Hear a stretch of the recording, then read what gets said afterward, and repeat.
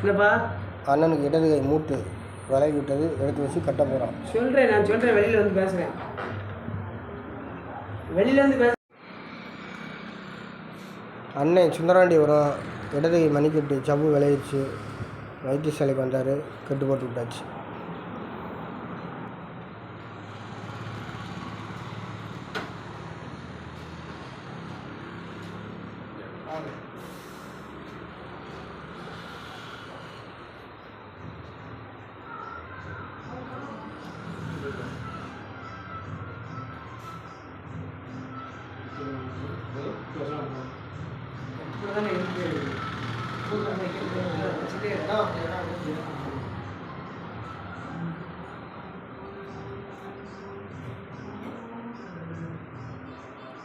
உள்ள உட்காருங்க.